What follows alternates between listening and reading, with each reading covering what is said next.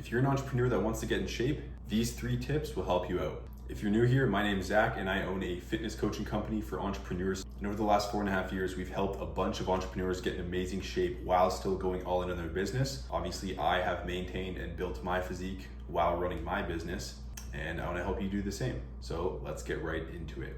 Tip number 1 is going to be articulating to yourself the ROI of getting fit. You're going to want to define your why.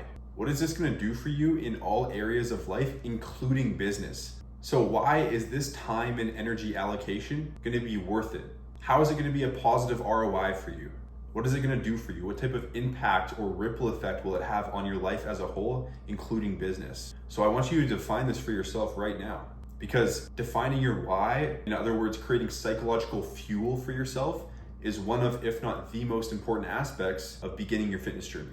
So pause the video and write down a list of why this is important to you. What is this going to do for you? Whether your goal is to shed off your extra fat or build up some muscle or increase your energy or take back control of your habits or your nutrition. Why is this important to you? Is it a confidence thing? Is it a longevity thing? Do you want to apply a better version of yourself to your business or to your family? Do you know you have to become this version to live longer, to live healthier, to live a fulfilling life? To truly max out your potential in life and create the impact on the world you know you're truly capable of? Write down whatever your list is and spend some time on this. Don't just skim through it. Get deep with yourself. Get to the core of why you really need this to happen. And if you do it properly, after you write this list, you should be ready to go. And you're probably going to be not wanting to spend another second tolerating your current lack of results. Good, now I hope you paused the video there and actually did it. The other side of this coin is defining what is gonna happen if you continue to not change. So what you just wrote down was why it's important to change. Now you're gonna write down what is the negative impact this will have on your life or on your business if you continue to tolerate the same results you've been tolerating. If you continue to stay overweight or lacking energy or just eating junk food all the time, what negative impact is that gonna have on your life and on your business?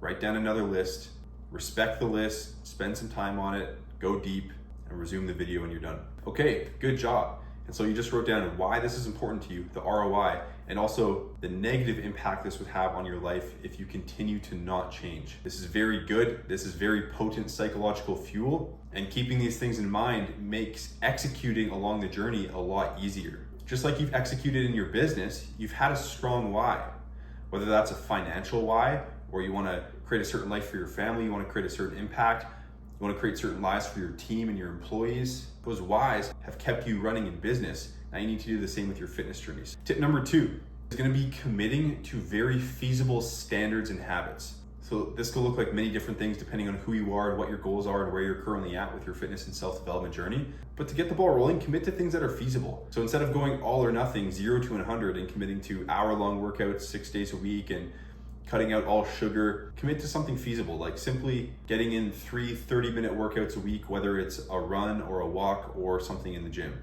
And then on the nutrition side, maybe you create a water goal for yourself and start to hit at least 4 liters of water per day and start to track your nutrition such that you enter into a calorie deficit so you start to lose weight. These things don't take too much extra time. It's more feasible, but it is high leverage and will start to move the needle in your fitness journey right away. If you want to learn the specifics of how to get into a calorie deficit, I made a specific video just on that, so I'll link the video below. If your goal is to bulk up and build some muscle, I've also created a how to lean bulk video. I'll link it down below there for you as well. And tip number 3, actually follow through on the standards you committed to. Now this seems incredibly obvious, but let me unpack this a little bit. A lot of entrepreneurs start their fitness journey with some initiative or some set of initiatives, but don't continue it. They don't make it last, and therefore they don't see the results. This could be for a number of reasons, including committing to a strategy that isn't actually feasible, which is what we just handled in step 2. But besides that, you need to respect your commitments enough to actually follow through on them on a daily and weekly basis. This is where step number 1 comes in, which is defining the ROI, defining your why, because we make time for what's important. So you've defined why this is important. You've defined your initial feasible commitments. Now it's a matter of actually following through.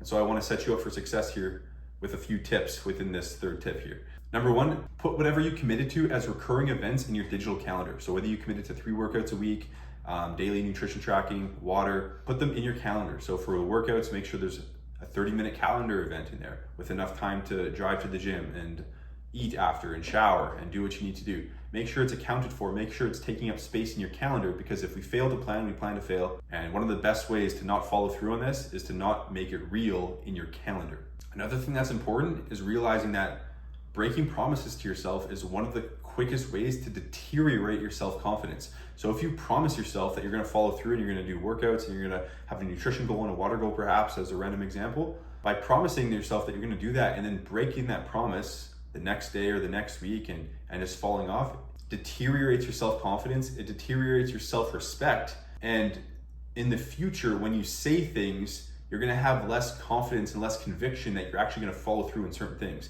And this does not just stay exclusive to your fitness journey.